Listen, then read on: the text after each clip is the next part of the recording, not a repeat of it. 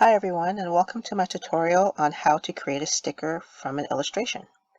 So this is one of the illustrations I created. I used an artificial intelligent program as well as Photoshop CC 2022.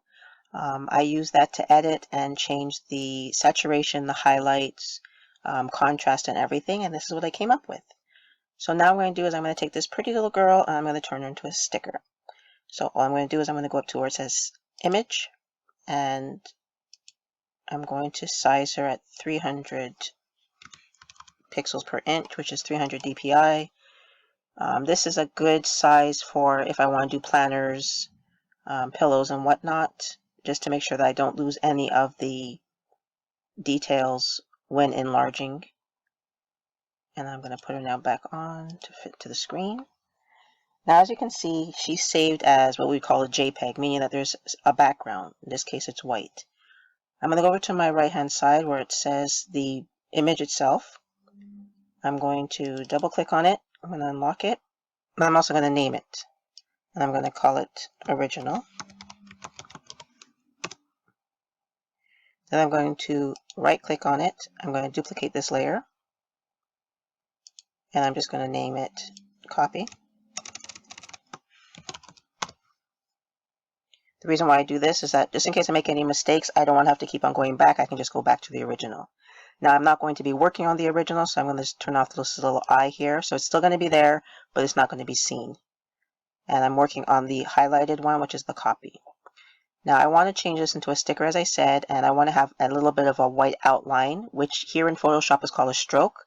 If you're using Design Space or maybe any other program, it's called an offset. So in order for me to be able to do that, I have to remove this background here. And how I do it is I go over here and I click on the Magic Erase tool. It's already been highlighted for me or chosen for me, but if you click on it, if you right click on it, you see you have 3 different choices. Now you can use the eraser tool and do it step by step, but I like to use the Magic Eraser tool. Reason being that if I click, it removes the background for me. Most of it, if not all of it. Now, I don't need to remove the white pieces here because, as I said, I'm going to do an offset or a stroke, so I don't need to erase this. Now, if I wanted it to be completely transparent, I could just click and continue clicking until I have it completely transparent. And that's fine. You can do that if you're making your DTF transfers or sublimation transfers. It works out perfectly the same way.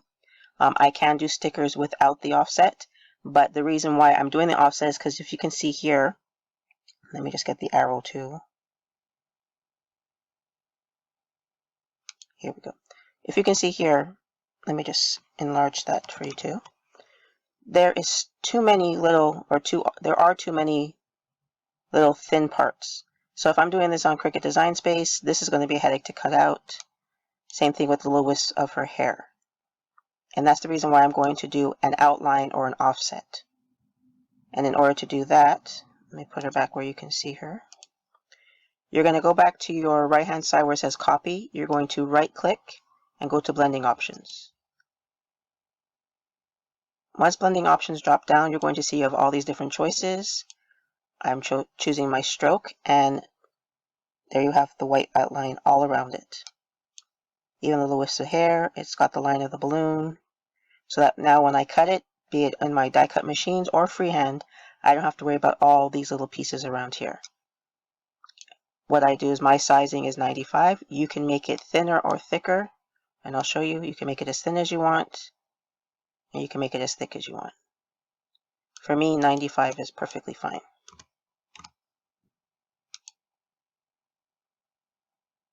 Now, it's not complete yet because as you can see in between here where her legs are, there's a little bit of transparency.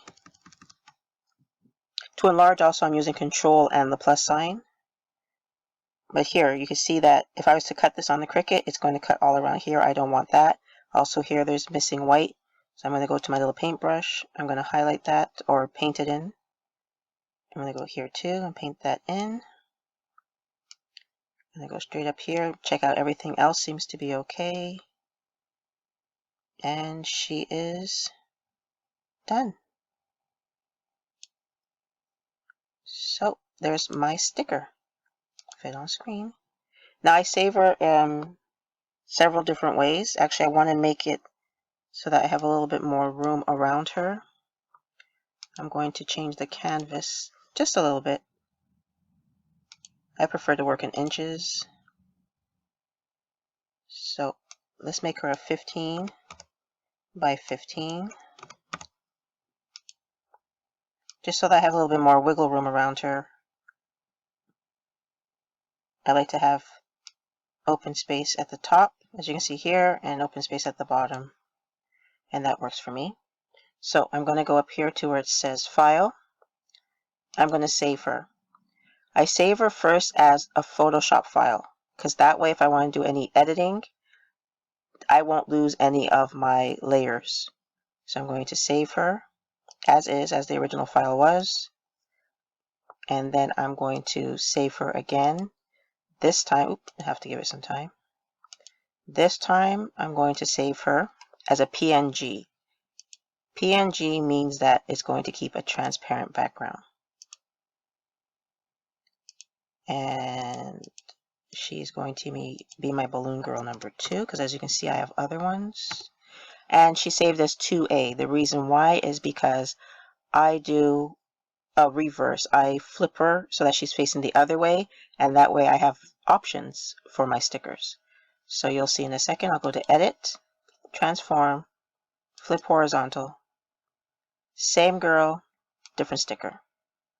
So if I'm to let me just move this one from here. So see, I just moved I made the one at the bottom, the original, visible for you. And then that way you can see now I have 2. So let me just go back, undo move. There we go. So now I'm going to save her again, but this time she's flipped. Save her again as a PNG, meaning that her back will be transparent. And she will become my balloon girl B. And there you have it.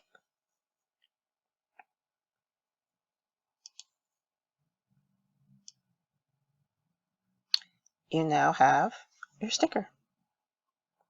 So thank you very much for joining me.